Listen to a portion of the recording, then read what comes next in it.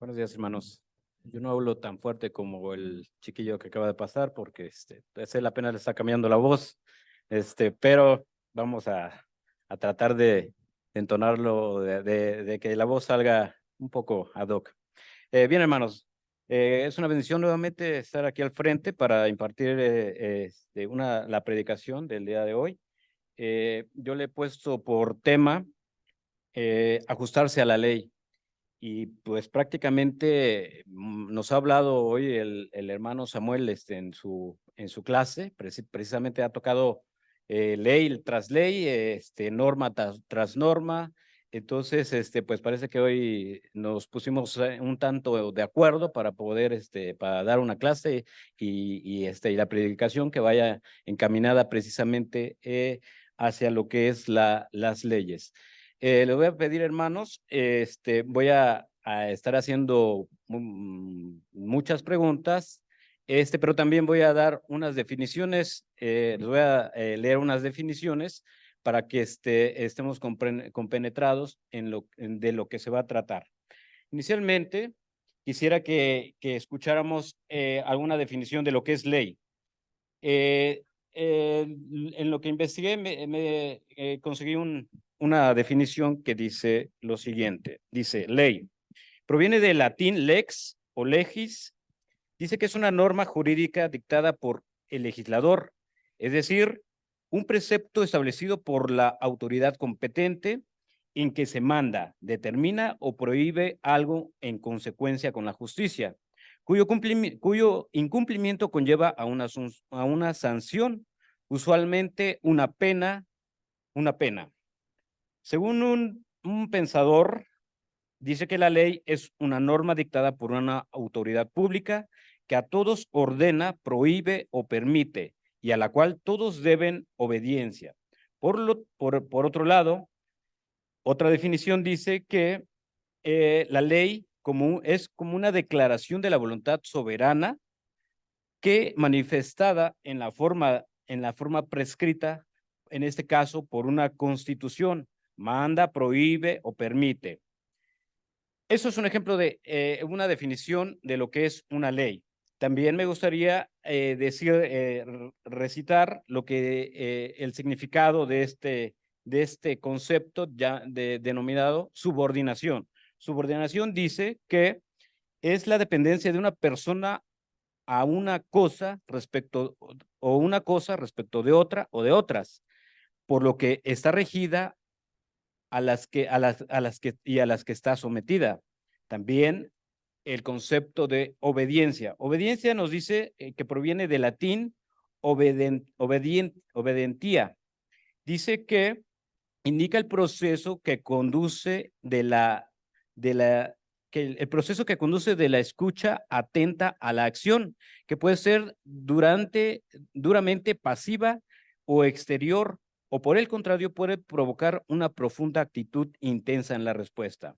Otro concepto, otra definición de disciplina se puede entender como es la norma a la que el hombre debe sujetarse o a la que el hombre debe ajustarse. ¿Qué quiere decir? ¿Qué es lo que nosotros podemos hacer? Y es algo también de lo que nosotros no debiéramos hacer incluso. Ese podría ser un concepto de la disciplina. Como les decía, hermanos, voy a estar haciendo preguntas. Espero que si es que no la contesten, la mediten en sí. Y si no, yo de todos modos daré el concepto o la idea que se trae. ¿Qué leyes conocen aquí incluso para la Ciudad de México? ¿Qué leyes conocemos? Yo creo que hay para nosotros hay diversidad de leyes. Por ejemplo, el hermano Samuel estaba citando la Constitución Política de los Estados Unidos Mexicanos propiamente. Esa es un cuerpo de leyes a las que, por el simple hecho de ser mexicanos, estamos sujetos a ella.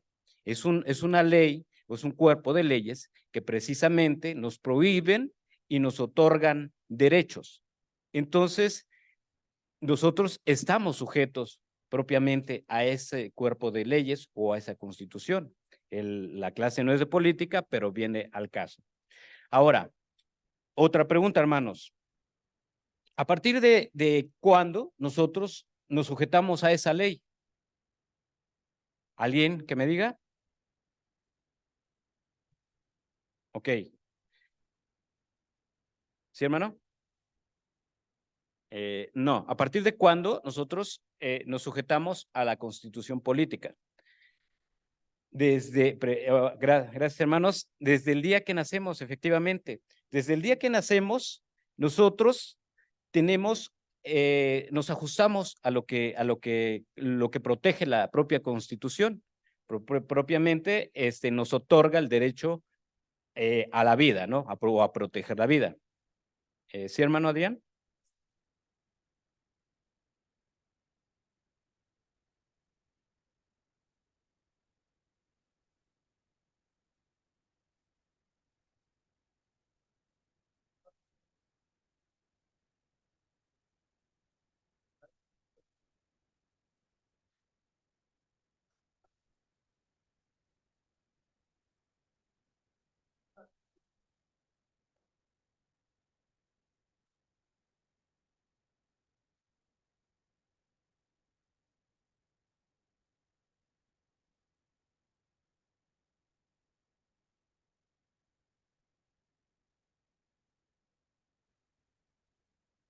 Ok.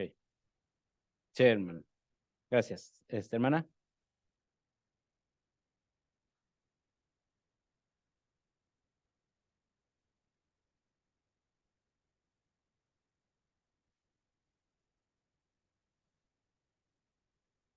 Así es. Sí, hermana, gracias. Efectivamente, sí, hermano, como me decía, efectivamente, la ley cuando nosotros nacemos, se nos hacemos, digamos que la ley nos cuida y nos protege, ¿no? Pero lo que decía el hermano, a partir hay una edad que es en lo que más iba encaminada la primera pregunta, hay una edad en la que somos sujetos precisamente de derechos. Es en la cual nosotros ya, ahora, ok, rompemos una ley, ahora sí podemos ser castigados. Efectivamente. Entonces, a partir en la ley mexicana, a partir de los 18 años, sí somos sujetos de derecho. Rompemos una ley, entonces sí, ahora sí nos pueden castigar. Cuando somos menores a esa edad, los que son responsables de nosotros sería nuestro padre o nuestra madre. Ellos son los responsables de las acciones que nosotros cometamos. Anteriormente, para esos jóvenes, o había una ley especial propiamente para aquellos que llegaban a cometer una conducta considerada como delito. Bien, hermanos, eso es en lo que se trata, o propiamente una ley, la ley de sociedad o la ley penal.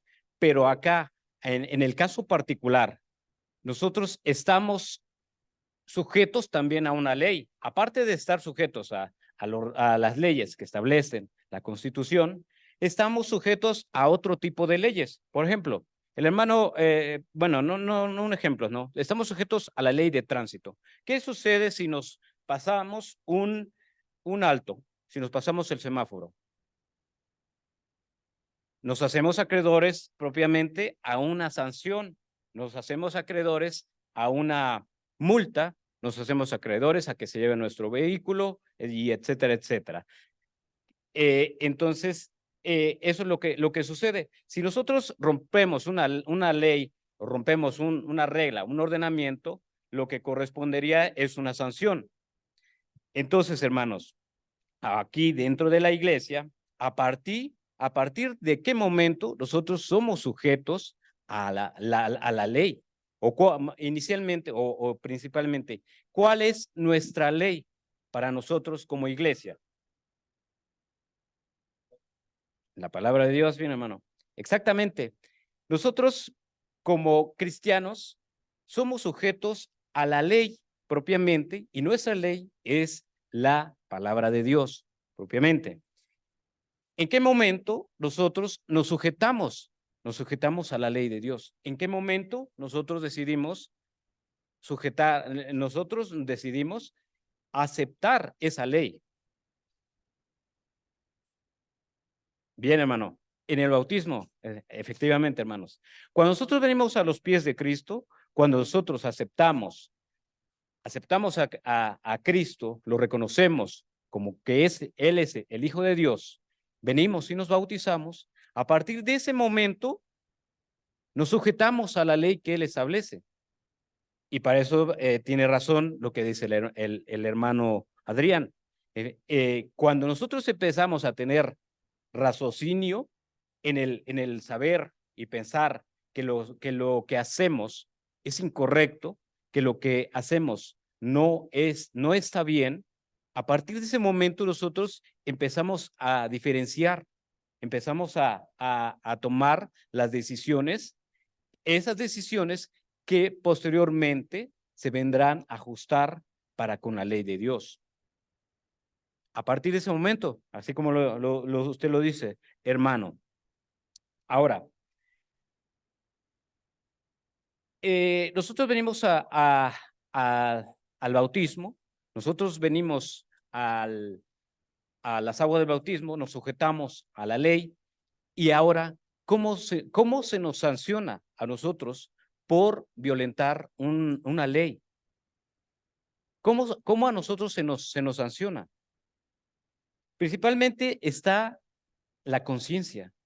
La conciencia, cuando nosotros obramos mal, cuando nosotros cometemos algún pecado, la que nos acusa y la que no nos deja en paz, primeramente, la conciencia. La conciencia es la que nos dice, eso que hiciste, eso que pensaste, eso que deseaste, eso que omitiste hacer, no es correcto.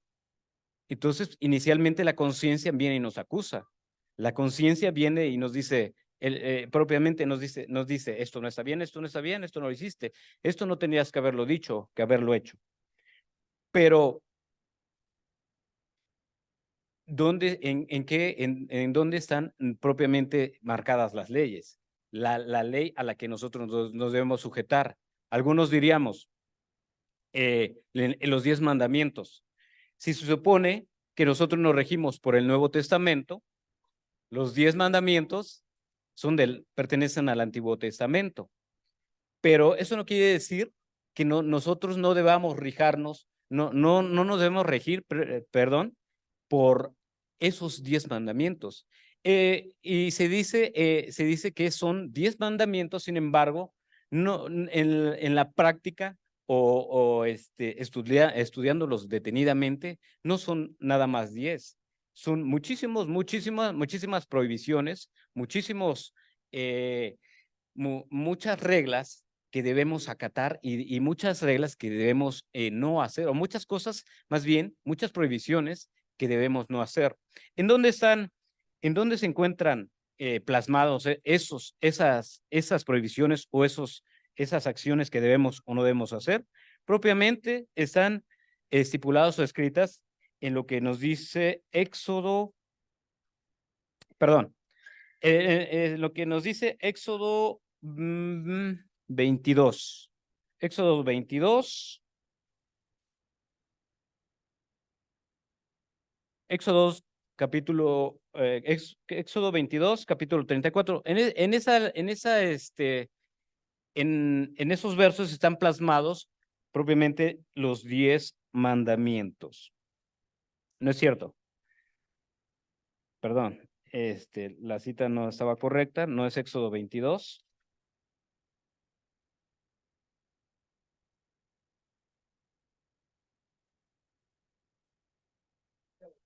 Éxodo 20, perdón. Sí, hermano, gracias. En Éxodo 20 encontramos propiamente los 10 mandamientos. Bueno, así lo dicen, pero como les decía, no son 10 mandamientos. Están los mandamientos que los enuncian de esta manera. Éxodo 20 dice así, y habló Dios todas estas palabras diciendo, yo soy Jehová tu Dios que te saqué de la tierra de Egipto y de casa de servidumbre. No tendrás dioses ajenos delante de mí. No te harás imagen de ninguna semejanza de lo que esté arriba en el cielo, ni abajo en la tierra, ni en las aguas debajo de la tierra. No te inclinarás a ellas, ni les honrarás, porque yo soy Jehová tu Dios, fuerte, celoso, que visito la maldad de los padres sobre los hijos hasta la tercera y cuarta generación. Y así nos sigue enunciando todas estas prohibiciones, la prohibición del no matarás, del no cometerás adulterio, del no fornicarás, del no desearás la mujer de tu prójimo, ni alguna posesión de tu prójimo, ni su buey, ni ninguna propiedad.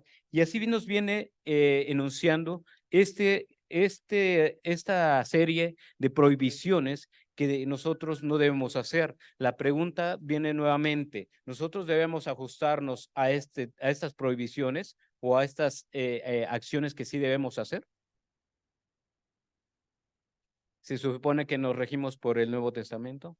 Sí nos debemos ajustar a esta serie de reglas, porque lo que dijo Dios, lo que dijo Jesucristo es que Él no vino a quitar estos 10 mandamientos, sino Él vino propiamente a cumplirlos.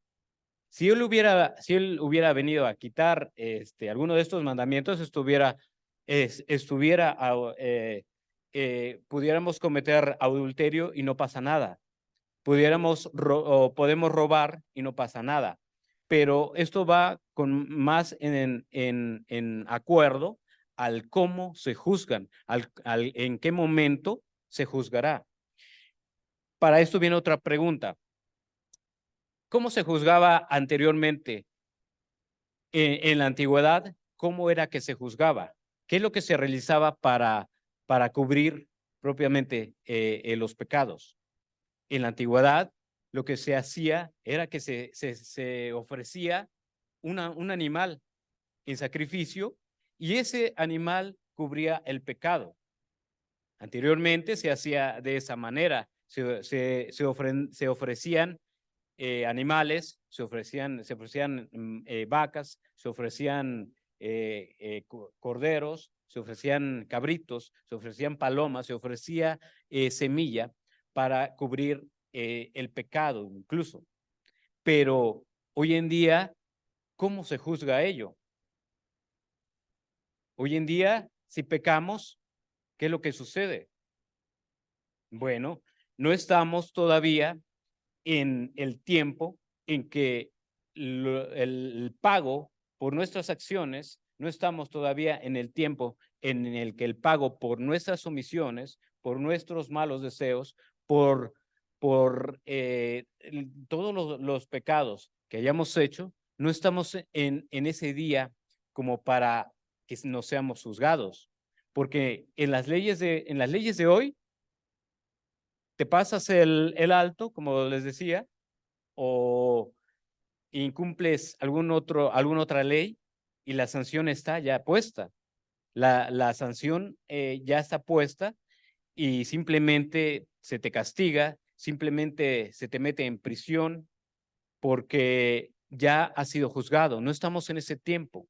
Pero ¿qué es lo que nos dice Dios respecto al pago o respecto al castigo por nuestro pecar? También nos dice no estamos en ese tiempo en que no se nos va a juzgar por, las buenas acciones que hayamos hecho, por el ajustarnos a la ley, se nos va a juzgar, se nos va a condenar o se nos va a impartir justicia. Será el momento en el que lo dejó dicho o lo dice propiamente la palabra de Dios. ¿Cómo será aquel día? Lo dice la palabra de Dios.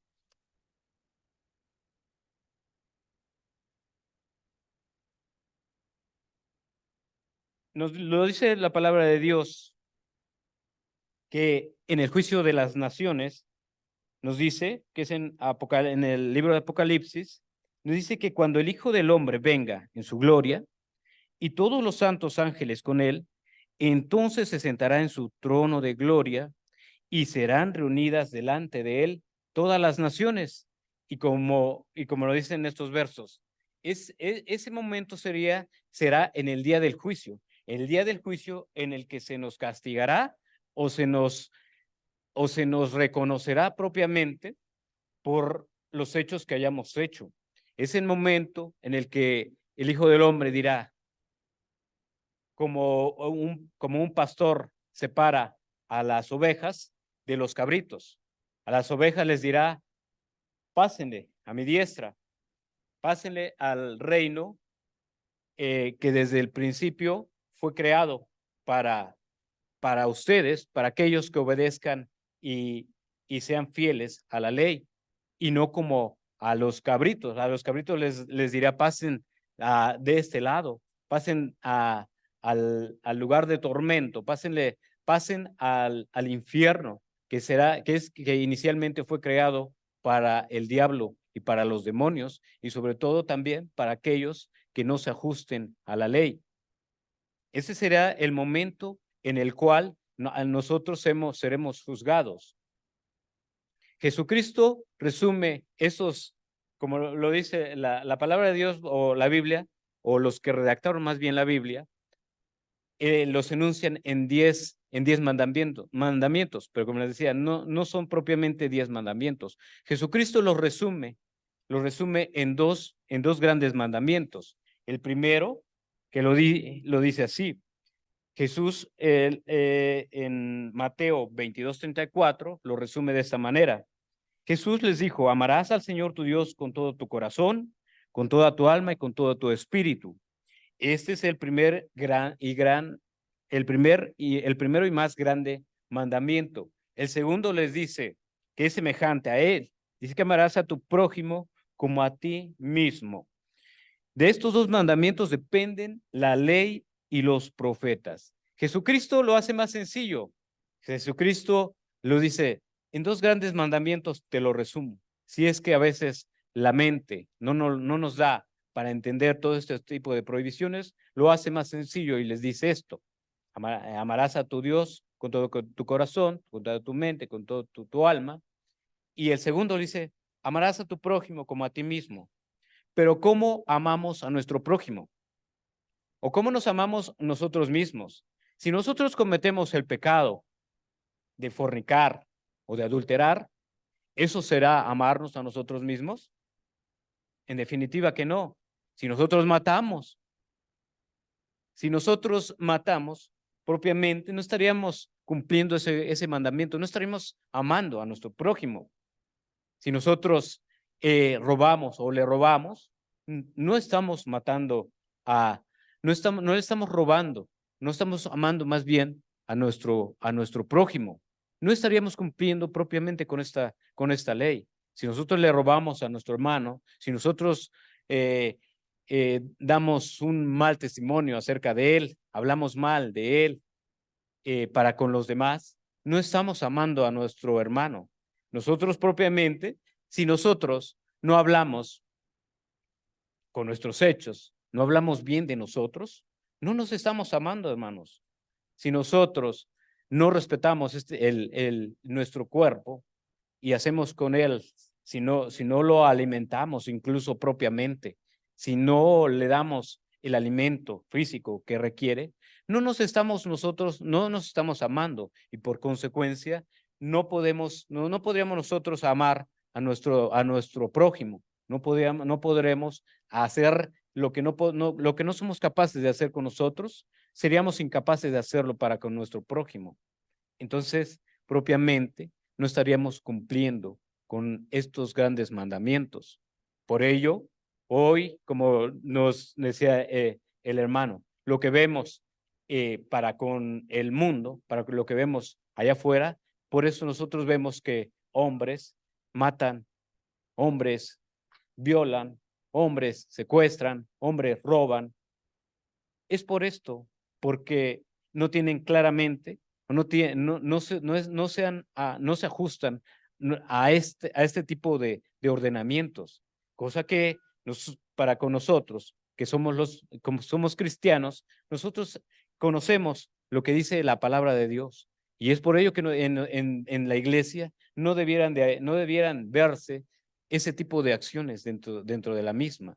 Dentro de la misma no tendría, la iglesia no tendría que tener problemas de este tipo, problemas propiamente de inmoralidad, como lo decía el hermano en su clase, que resulta que estaba aconteciendo que un hombre, un cristiano, tenía como esposa a la esposa de su padre o la que había sido su esposa. No sabemos más del contexto, pero es algo parecido. Pues dentro de las iglesias, muchas de esas cosas a veces suceden, ¿no? Y es algo que propiamente no debiera ser permitido. Hermanos, dentro de la iglesia debemos nosotros ajustarnos a la ley, y si a veces no comprendemos la ley, Jesucristo nos la resume claramente en estos dos grandes mandamientos. Jesucristo, si no comprendemos a veces que el hablar mal de un hermano no es correcto, si no comprendemos a veces eh, que no está bien, más bien no es correcto a veces aplacar aquellos deseos de la carne, aquellos deseos pecaminosos, si nosotros no comprendemos lo que nos dice Cristo Jesús en estos dos grandes mandamientos. Nos lo resume de una manera como como para niños. A los niños hay que explicarles. A veces hay que a veces hay que bajarnos a un nivel de un niño, explicárselo de tal modo que él lo comprenda. Lo mismo hace Jesús para con nosotros al resumirnos estos mandamientos en dos únicos grandes mandamientos. Me causa también las preguntas que nos decía el hermano. Los católicos, ¿por qué aceptan que dentro de sus iglesias hayan ese tipo de actos de inmoralidad, que los adultos tengan relaciones bueno, un hombre con un hombre, pero el hombre de menor edad? ¿Por qué lo aceptan? Si incluso su Biblia, aunque digan, quienes hayan leído alguna vez una Biblia católica, tiene algunos libros de más, pero sin embargo, la base fundamental de su Biblia tiene los 5 libros de la ley o el Pentateuco, y también vienen marcados los 10 mandamientos como tal. Entonces, lo que nos decía el hermano, o sea, ¿cómo es posible que dentro de esa misma iglesia se toleren ese tipo de acciones? Pues es porque inicialmente se han dejado, hacen más bien, la gente lo que tiene esa iglesia es que los mantiene en la completa ignorancia. No leen la Biblia. Lo único que hacen es que sacan versos y sobre eso llevan a cabo las enseñanzas que les dan, pero no les conviene tocar este punto porque propiamente a los mandamientos que se acaban que los acabo de enunciar, viene que no te inclinarás ante imagen y etcétera, etcétera. ¿Y cómo es que yo propiamente en alguna vez, o yo provengo de esa enseñanza, y yo entraba a esos templos, a esas iglesias, y lo ves, ¿no? Pero tú dices, pues es algo que es común entre ese grupo, pero lo ves común porque los mantienen en la completa ignorancia. Y como yo en algún momento eh, eh, eh, había platicado o platico a veces con gente que compartiendo el evangelio, digo, pues es que no está mal, no está mal el saber más bien, no está mal el ignorar. Lo que está mal es el seguir ignorando. ¿Por qué? Porque a partir del momento en que a nosotros se nos hace algo extraño, o nos dice, ¿y por qué esto? ¿Y por qué el otro? Le digo, no está mal el ignorar, está mal el no investigar del por qué. A veces quizás es eso. Y mucho, o sobre todo, esa iglesia mantiene a la gente en la total ignorancia. Y es por ello que ellos creen que lo que hacen es correcto. pero como les decía, en su misma Biblia vienen plasmados estos ordenamientos. Les decía, entonces, nosotros como iglesia no podemos mantenernos en la ignorancia. Nosotros como iglesia estamos obligados propiamente a leer y sobre todo a comprender. Y si alguno no comprende y si alguno no entiende, hay hermanos más maduros en la fe, los cuales pueden sacarnos de dudas, los cuales nos pueden hacer ver cuál era el sentido o cuál es la interpretación correcta de ello. Entonces, hermanos, lo que nos corresponde a nosotros es ajustarnos a la ley. Nos regimos por el Nuevo Testamento, sí, pero también a las leyes, también nos tenemos que ajustar a las leyes cívicas, siempre y cuando nosotros, o siempre y cuando esa ley no se contraponga contra lo que nosotros profesamos. Si una ley se contrapone contra lo que nosotros creemos, si una ley se contrapone contra lo que nosotros practicamos, entonces nosotros debemos sujetarnos primeramente a lo que establece la palabra de Dios. Y de esa manera, hermanos, es como doy conclusión a esta predicación, esperando que sea de beneficio para cada uno de nosotros. Que el Señor los siga bendiciendo.